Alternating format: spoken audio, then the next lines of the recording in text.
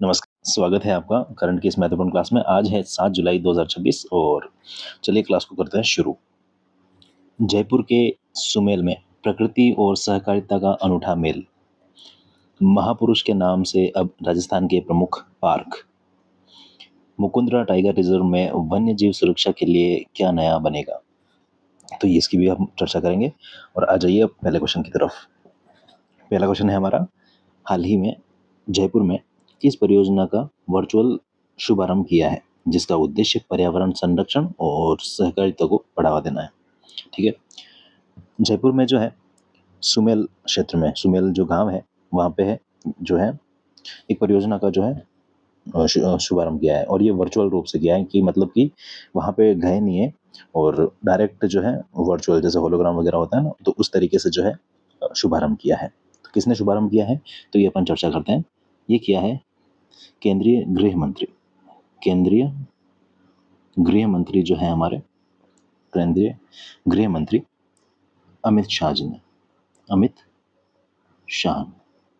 ठीक है, तो इन्होंने जो है इस परियोजना का जो है वर्चुअल शुभारंभ किया है। ठीक है, किस डेट को किया है, तो ये किया है 6 जुलाई यानी कि कल की डेट को जो है ये शुभारंभ हुआ है। ठीक है, इसमें क्या होगा कि जयपुर का जो सुमेल क्षेत्र है, सुमेल गांव है, जयपुर का सुमेल सुमेल गांव सुमेल गांव यहाँ पे 64 64 एकड़ जमीन में 64 एकड़ जमीन जमीन पर 64 एकड़ जमीन पर जो है सहकारी वन क्षेत्र को जो है तैयार किया जाएगा। सहकारी वन क्षेत्र तैयार किया जाएगा।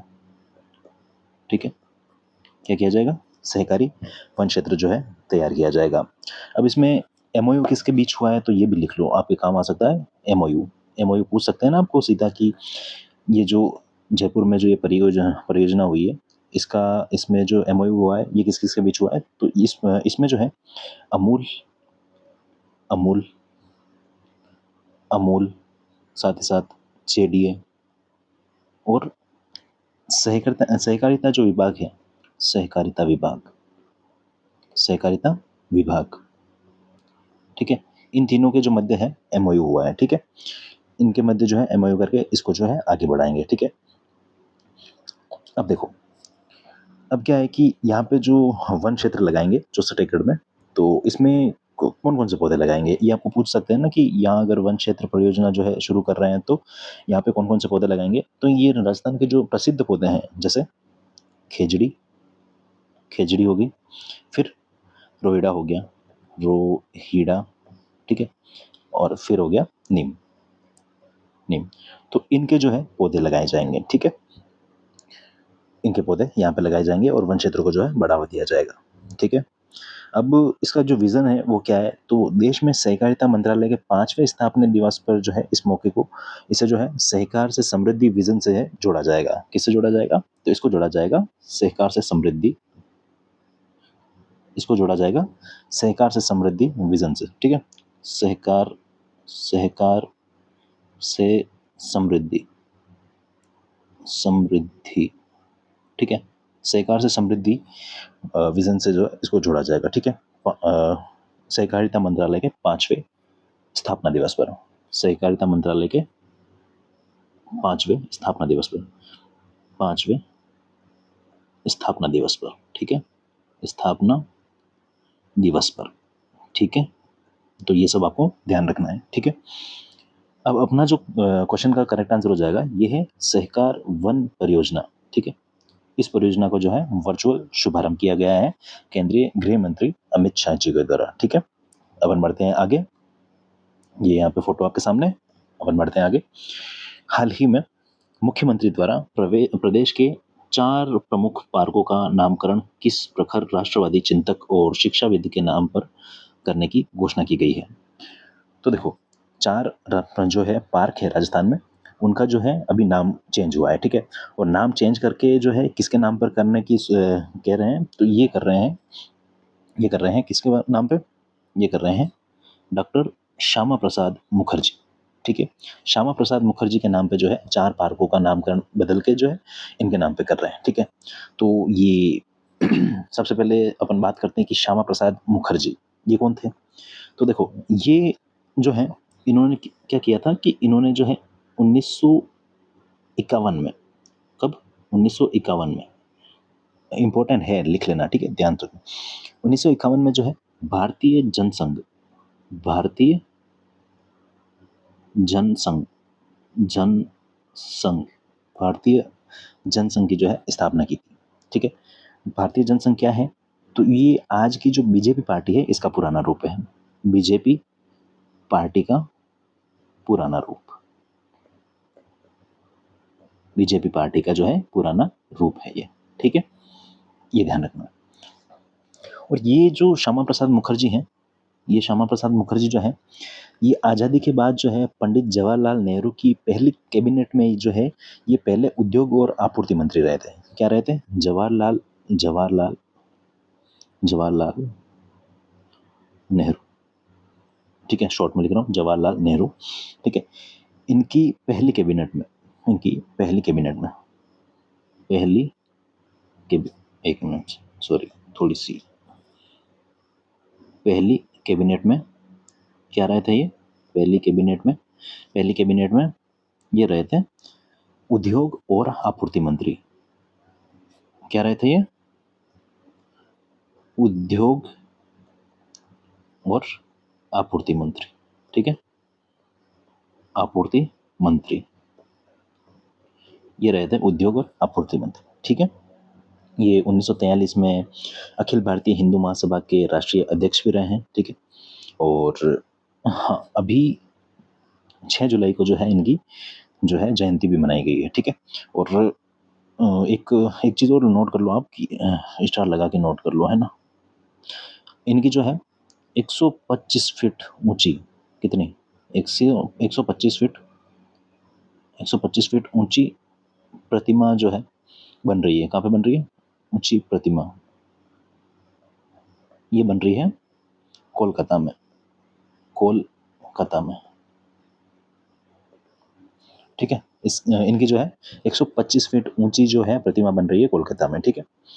अब देखो, अब मेन बात ये है कि इनकी जो 125वीं जयंती थी, इनकी 125वीं जो जयंती, 125वीं जयंती थी, 125वीं जयंती,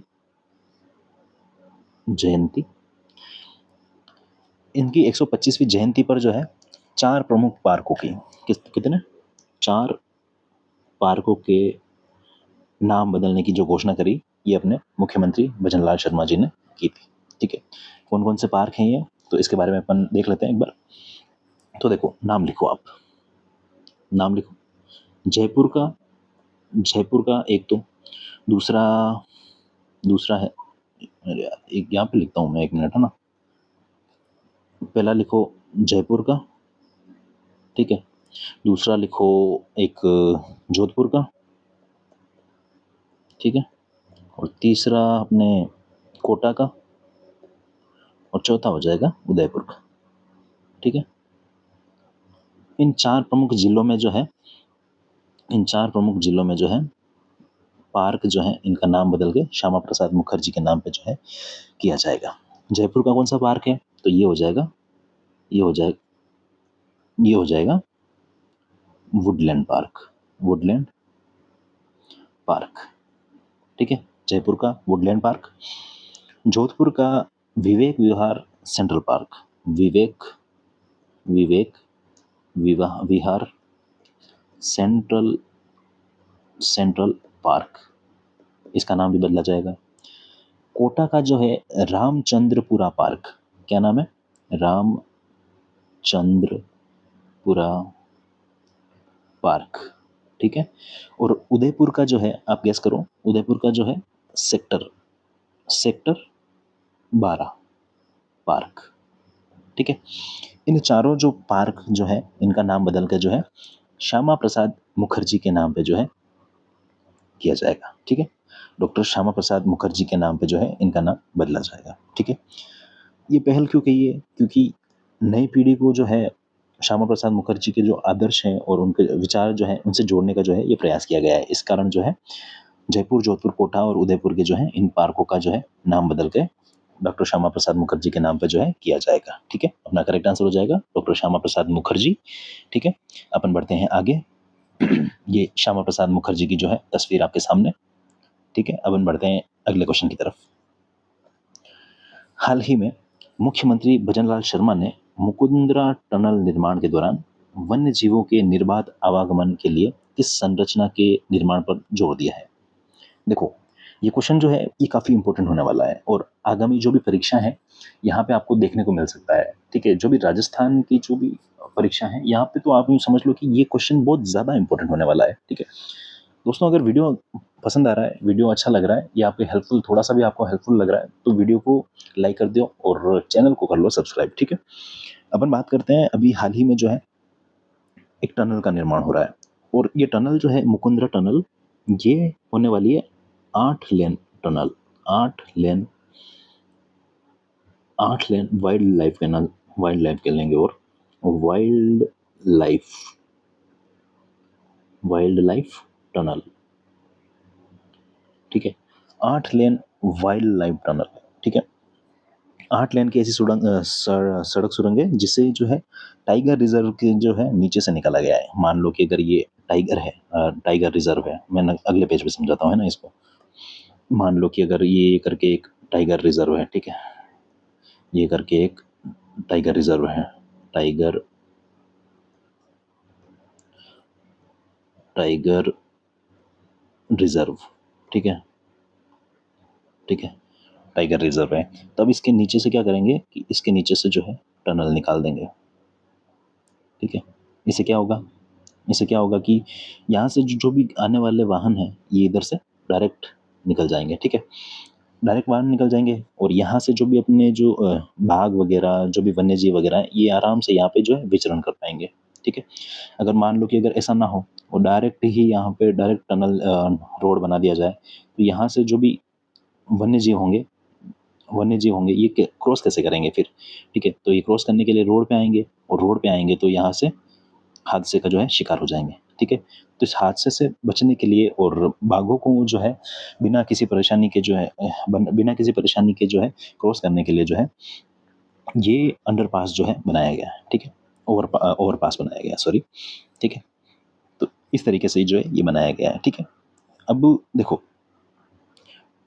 इसकी जो कुल लंबाई होने वाली, इसकी जो है इस टनल की जो है कुल लंबाई होने वाली है, इस टनल की जो है लंबाई होने वाली है, कुल लंबाई, इसकी कुल लंबाई है, कुल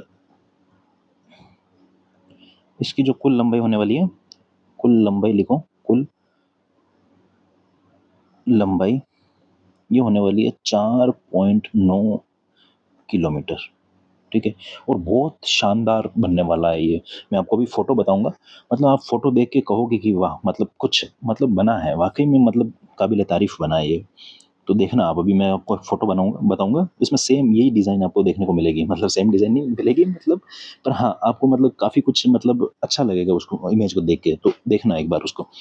देखो, सबसे पहले अपन इसका देख लेते हैं कि इसका जो निर्माण किया जा रहा है, ठीक है? इसका निर्माण जो है किसके द्वारा किया जा रहा है? तो ये किया जा रहा है, निर्माण जो है ये निर्माण किया जा रहा है, निर्माण किया जा रहा है एनएचएआई द्वारा।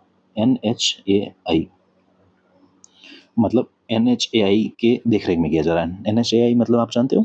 तो इसका फुल फॉर्म लिख लो एक बार, national highway authority of India. Highway authority authority of India. National highway authority of India. ठीक है, ठीक है, इसके द्वारा इसकी देख-रेख में जो है ये कार्य किया जा रहा है। और अगर पूछे कि कौन-सी कंपनी जो है ये काम करवा रही है, तो ये मोस्ट इम्पोर्टेंट होने वाला है कि मोस्ट इम्पोर्टेंट हो जाएगा कि कौन-सी कंपनी काम कर रही है। ठीक है, तो ये काम कर रही है Dilip Dilip Buildcon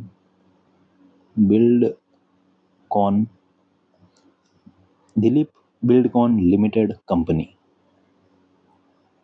Dilip Buildcon limited company जो है, ये कंपनी जो है इस टनल का जो है निर्माण कर रही है। ठीक है, तो ये आपको बहुत ज़्यादा ध्यान रखना है। ठीक है, अब क्या ध्यान रखना है आपको और कि इसका जो काम, इसमें जो मतलब सुरंग के अंदर जो गाड़ियाँ वगैरह चलेगी और ट्रैफिक वो जो भी मैनेज किया जाएगा, ये किया जाएगा एआई के माध्यम से। ठीक है, एआई के माध्यम से जो है एआई के माध्यम से एआई के माध्यम से ट्रैफिक कंट्रोल किया जाएगा। ट्रैफिक